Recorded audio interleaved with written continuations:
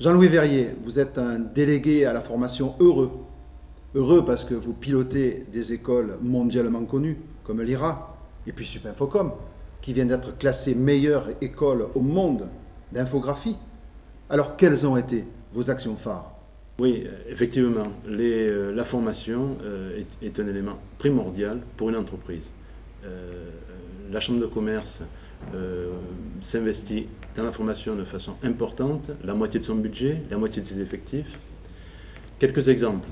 Le centre de formation continue, qui forme chaque année près de 3000 salariés d'entreprise et responsables d'entreprise. La formation continue qui est déployée sur Arles, Tarascon et Château-Renard forme également 300 demandeurs d'emploi, 200 apprentis dans sa section apprentissage. La formation continue innove dans plusieurs filières.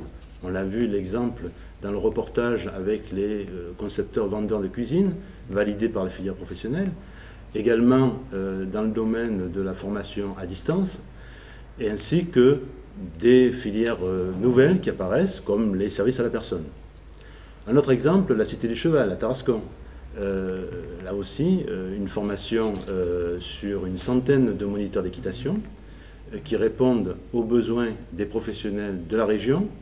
De nouvelles formations sont en cours avec la participation de l'Université d'Angers, l'École nationale d'équitation de Saumur, ainsi que les haras nationaux. La Cité du Cheval anime également le quartier qu'il mène, grâce à ses intervenants internationaux, dans le cadre de concours, de spectacles, de manifestations importantes. Nous l'avons vu récemment avec la garde républicaine, ainsi que les concours de dressage ou le cabaret équestre.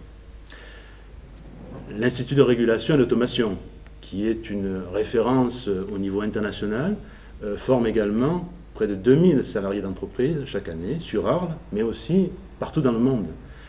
Et l'IRA s'inscrit également dans des travaux liés au pôle et au PRIDES, un PRIDES d'ailleurs dont le siège se trouve à l'IRA, qui est les solutions systèmes industriels, tout récemment labellisées. La formation, c'est également Supinfocom.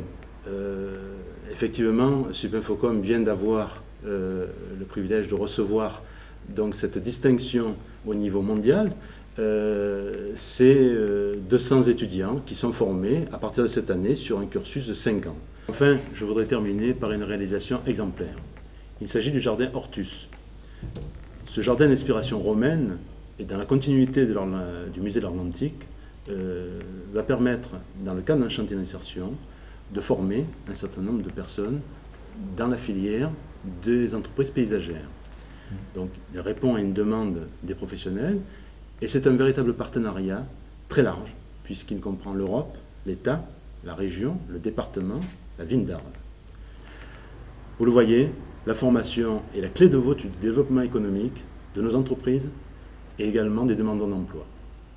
Alors Jean-Louis Verrier, je regarde les chiffres du centre de formalité des entreprises qui me sont donnés. 2473 ressortissants sont venus chercher des informations en 2007, 863 créations d'entreprises en 2007, 1337 nouveaux établissements en Pays d'Arles en 2007. Alors parlez-nous un peu de ce centre de formalité qui est peu connu finalement. Effectivement, le centre de formalité des entreprises est un service dont on parle peu à la Chambre de commerce et pourtant c'est un service essentiel.